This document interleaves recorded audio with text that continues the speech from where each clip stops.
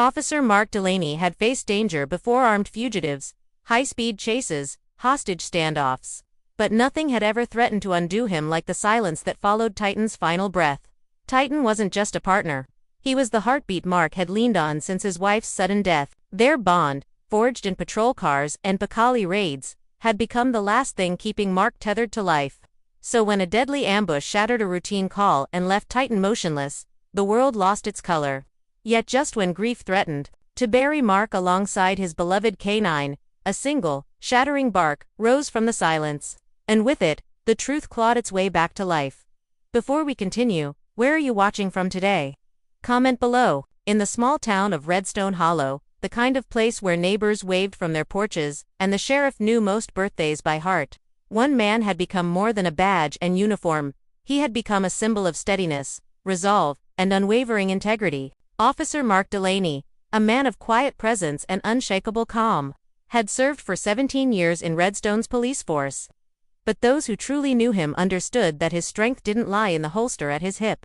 It lived beside him, padded gently on four legs, with sharp amber eyes that missed nothing. Titan, his canine partner. Titan wasn't a typical working dog, German Shepherd by breed, but pure sentinel by soul. From narcotics sweeps to search and rescue missions in the foggy forests outside town, Titan had earned his reputation not just through skill, but through heart. Where Mark walked, Titan shadowed. Where Titan growled, Mark listened. Their partnership began 6 years ago, in the smoldering ruins of Mark's personal life. His wife, Julia, had died suddenly, an aneurysm that took her in a heartbeat. Mark, once known for his clear judgment and dry wit, spiraled inward. He returned to duty, but something in him stayed locked away, unreachable. It was then that Titan entered his life, not as a miracle, but as a slow-burning answer to a prayer Mark hadn't known he was whispering. Their bond wasn't instant. Titan, sharp and assertive, initially tested Mark's patience. Mark, closed and grieving, met every bark with cold detachment. But dogs like Titan don't give up. One early morning, as Mark sat sleepless on his porch, staring into the darkness, Titan rested his head on Mark's knee and simply stayed. No commands, no pressure, just presence. It broke something in Mark and mended something else. Over time, their rhythms synchronized. On duty, they worked like breath and heartbeat. Off duty, Titan followed Mark through quiet routines, anchoring him to life in ways he never spoke aloud. It wasn't companionship, it was healing. It was survival. Together, they earned commendations. Together, they diffused threats. Titan once dragged a missing child from a freezing lake.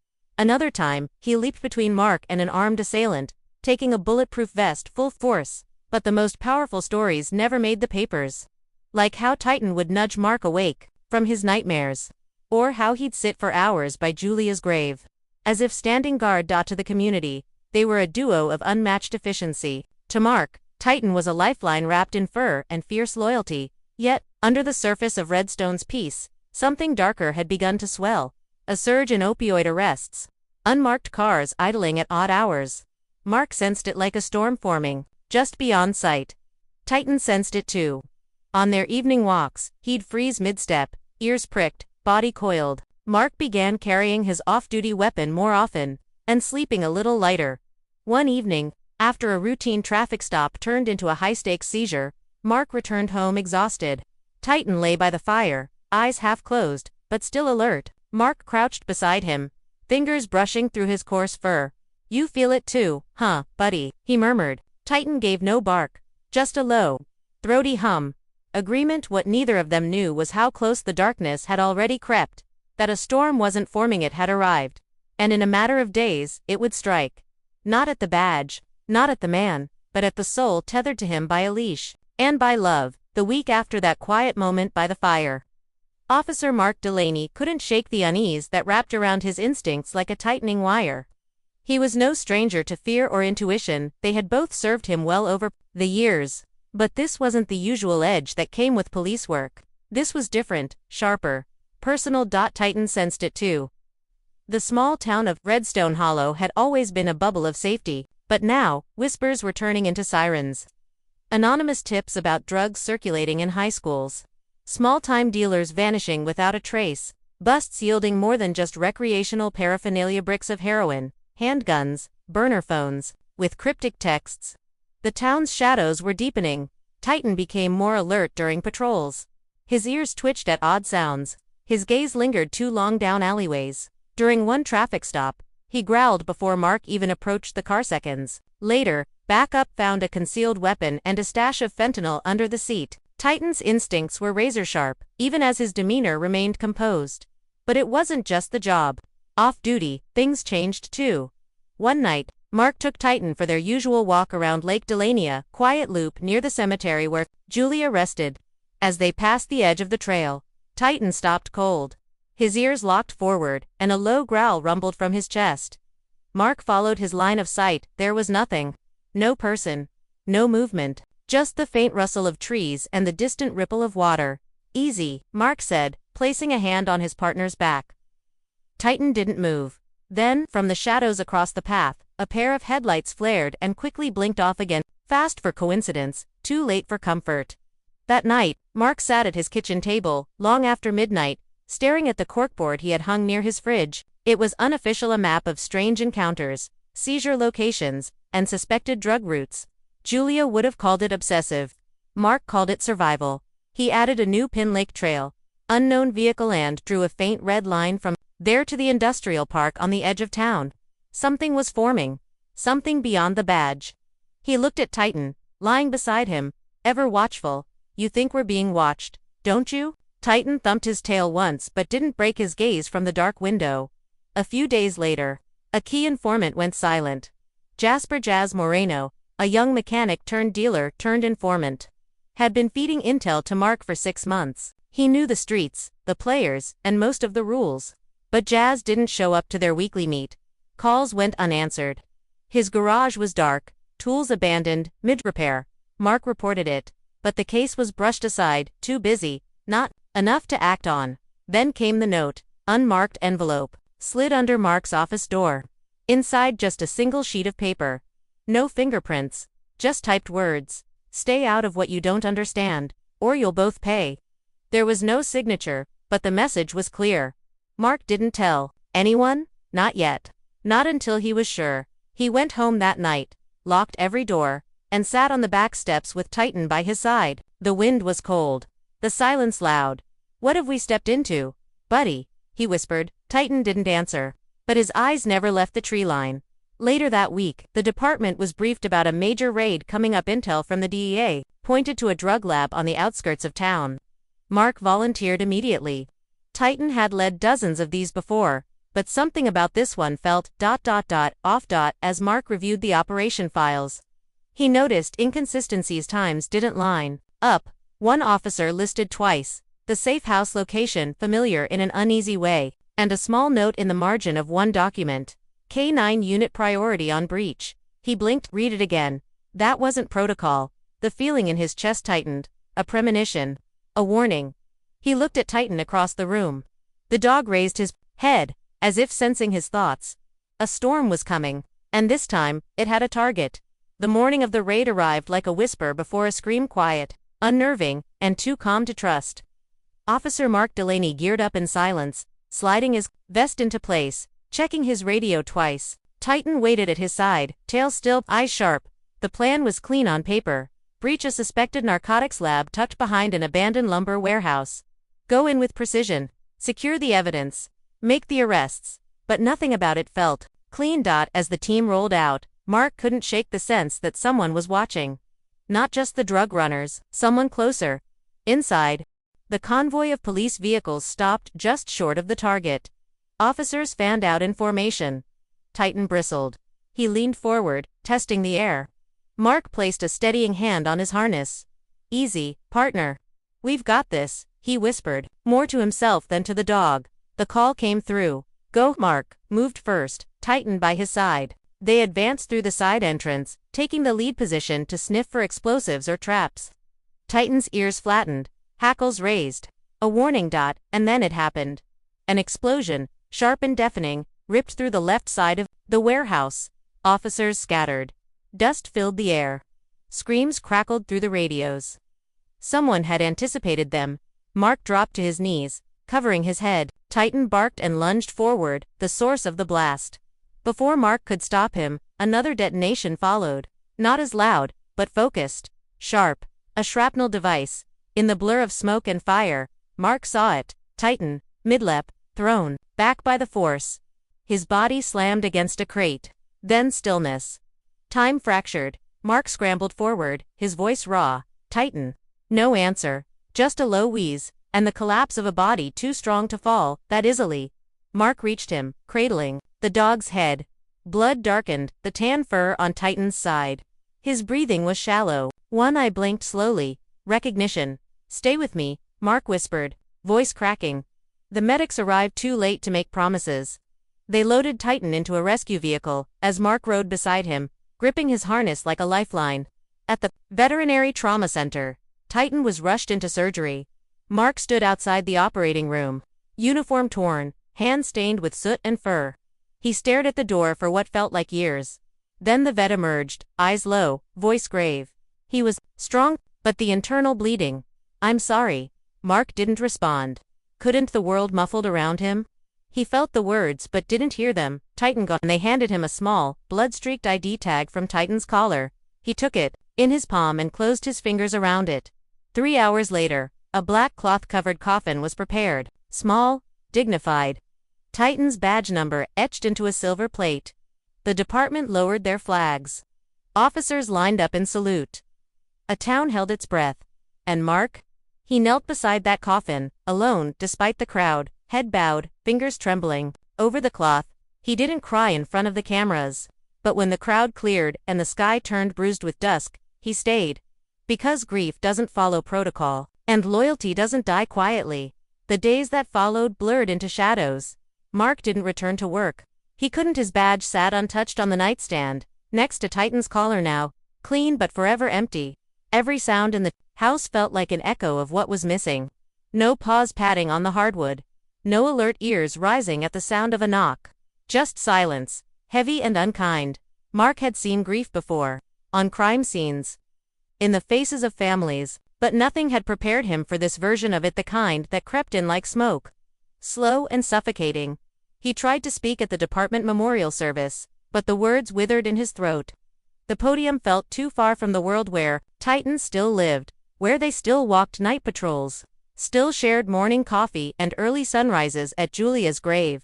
In his quiet moments, Mark questioned everything. If he hadn't moved so quickly into the warehouse. If he had trusted Titan's hesitation more. If he'd ordered backup first. The guilt wasn't logical, but it was relentless. Every second replayed with cruel clarity.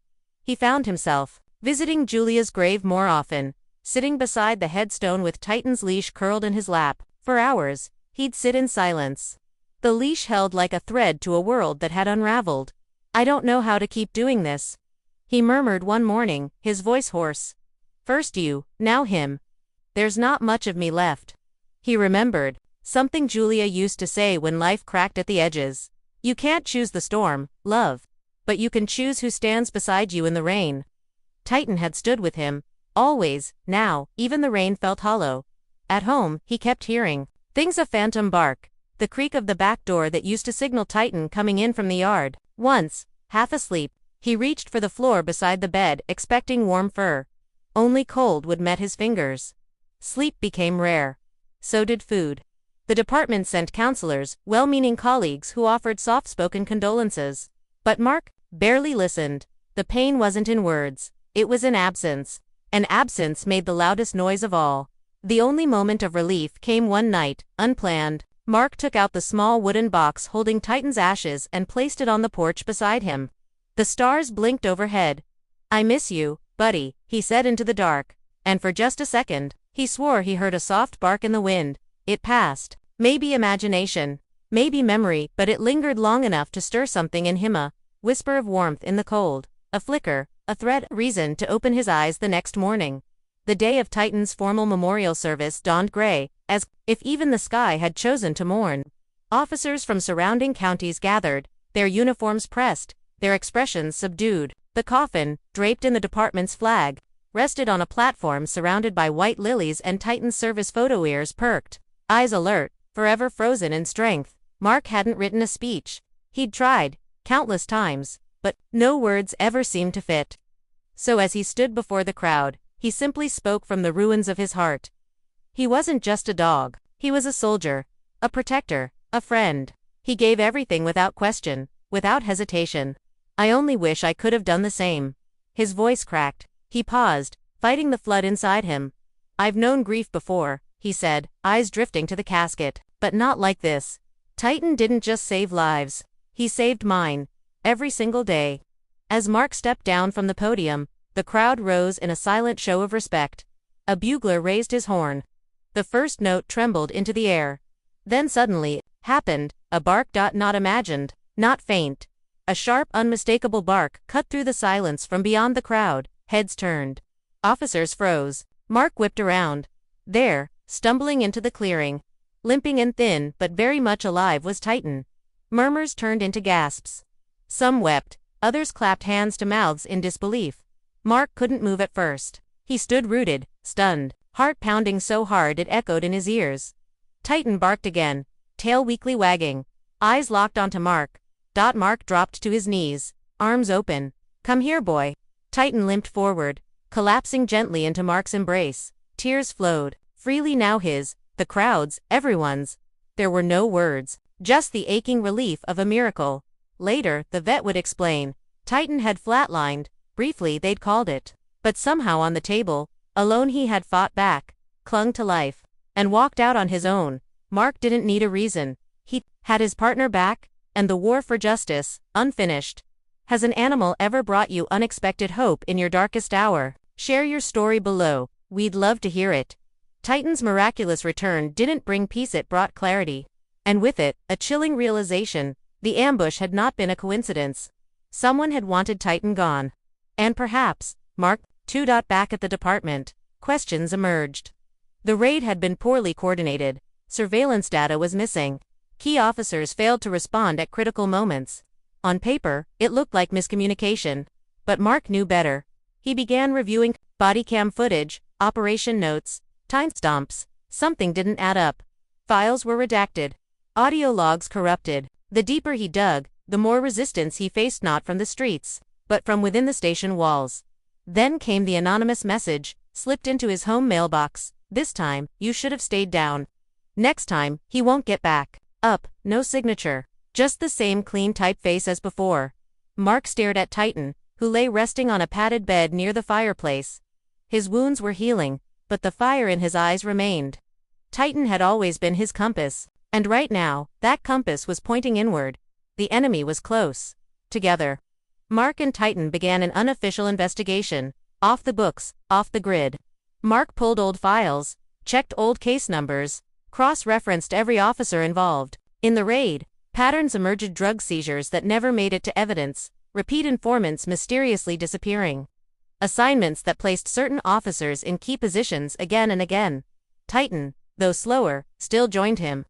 They visited sites, retraced steps, tested theories. At one suspected stash house, Titan locked onto a trail, one that led them straight to a warehouse once cleared in an earlier raid. Inside, hidden behind a false wall, they uncovered boxes and marked, sealed tight. Mark pried one open. Drugs, weapons, cell phones, all evidence never reported. They had found the hub. But it was what Titan discovered next that chilled Mark to his bones. An officer's uniform, freshly cleaned, badge intact, name tag, S. Halverson, Sergeant Steve Halverson, a longtime colleague. Trusted, respected, the same man who had coordinated the failed raid. Mark's mind reeled. The betrayal ran deeper than he feared. And the next move, it wouldn't be subtle. He looked at Titan, who stood alert beside him, tail stiff, eyes narrowed. They had uncovered the rot, and now, they'd have to survive exposing it. Have you ever discovered that someone you trusted was hiding a dangerous truth? What did you do? The betrayal gnawed at Mark, like rust through steel. Sergeant Halverson, his former mentor, a man who once carried Titan's leash during joint patrols, had orchestrated the ambush. And likely more. The uniform hidden in the warehouse wasn't just evidence, it was a threat. Mark took the findings to internal affairs. He expected urgency. Instead, he was met with bureaucracy and vague reassurances. We'll investigate further, they said. But Mark knew time was no longer a luxury. Back at home, Titan was recovering steadily, though. Each step came with a wince. He would never return to full strength. The vet warned another mission could end him. And yet, as Mark packed his gear to raid the stash house again, with or without backup, Titan limped toward him, dropped his head onto the duffel bag, and stared up with a fire Mark hadn't seen since before the blast. "You're not letting me go without you, are you?" Mark whispered. Titan thumped his tail once. Soft, resolute, the decision tore through. "Mark, how do you choose between duty and mercy, between justice and the life of the one you love most?" But Titan had already made the choice for him. At dawn, they left together. One last mission. One final chance to bring light into the darkest part of their town and their hearts.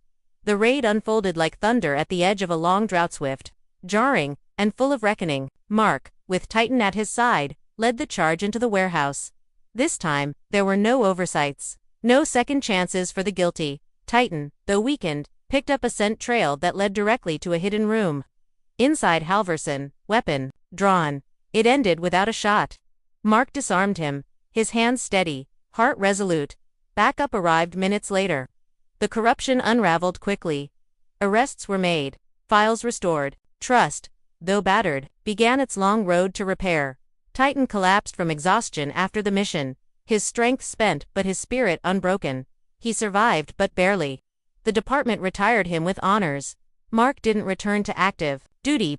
Instead, he adopted Titan officially, trading patrol cars for quiet porches and classroom visits, where they taught children what loyalty truly looked like.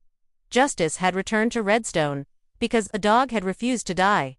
Years passed, but the story of Titan and Officer Mark Delaney never faded from Redstone Hollow. Mark often said Titan didn't just serve, he saved. Not just lives, but legacies. Their bond became a living lesson in resilience, echoing in every handshake, every school visit, every quiet walk past the lake. When people asked how they endured, Mark would smile softly and say, "Because he never gave up on me." And in that simple truth, an entire town found its reminder. Courage isn't loud. Sometimes, it limps back into your life on four tired paws. How do you hope their bond continues? Years later, an aging Mark sat beside Titan beneath a setting sun. Titan's breathing slow, his head resting on Mark's boot. Mark whispered, "You held on for me. Now I'll hold on for you." That night, Redstone lost a hero but gained a legend whose bark still echoes in memory.